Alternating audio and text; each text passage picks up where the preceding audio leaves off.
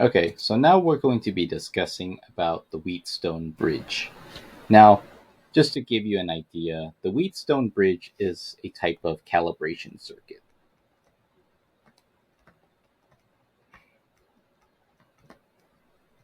A calibration circuit allows us to kind of fine tune and adjust values so that we're able to get something, a desired output. Now, the setup looks something like this. You have four resistors breaking off in a diamond pattern. Inside here is a gauge.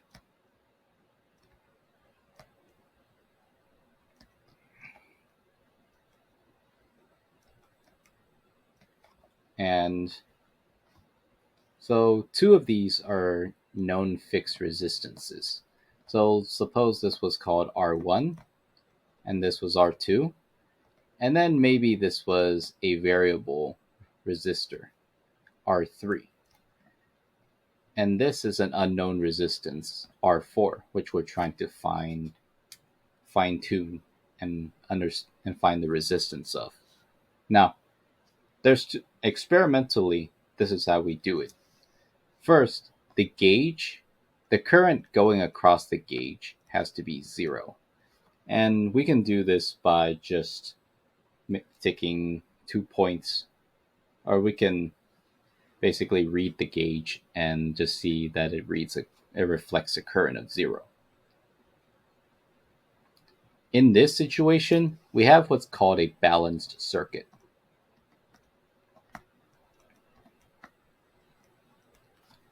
With this balanced circuit, the cross resistors are equal to each other. That basically means that this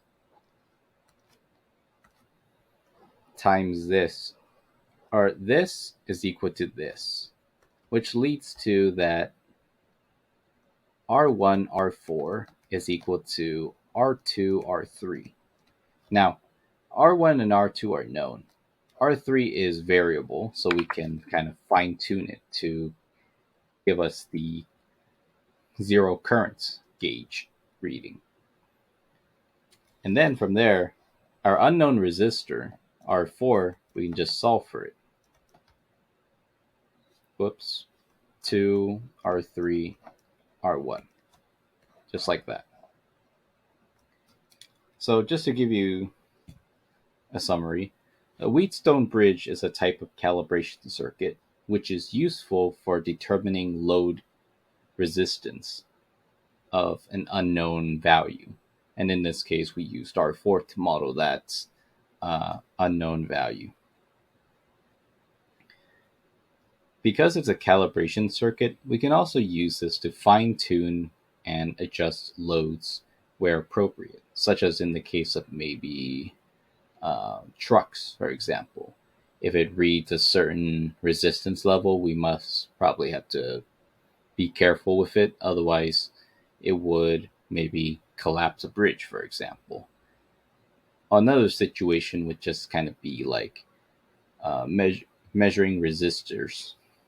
So the multimeter is there's two ways to measure resistance from a multimeter. One, just if you have a resistor and you couldn't read the color code, the multimeter, you can read the voltage across it. So let's say you gave it a known value like 5 volts.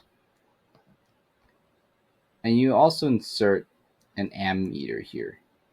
Whoops.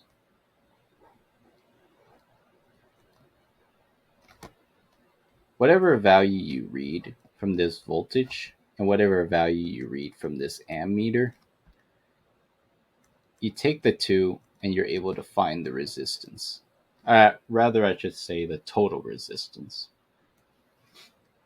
But the other way is maybe perhaps with more sophisticated multimeters, you can actually just, it kind of is left floating.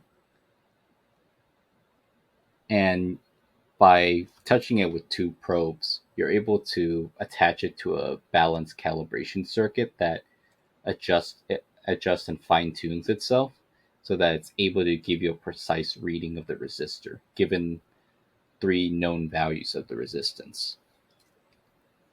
Now, in the situation that we don't achieve the balanced circuit situation, we do have to solve the equation using what's called delta Y configuration, which is the scope of next video's topic. Okay, so summary: Wheatstone Bridge calibration circuit, balanced circuit leads to precise reading, but some multimeters can do this, but other multimeters simply do a reading like this. Okay, thank you.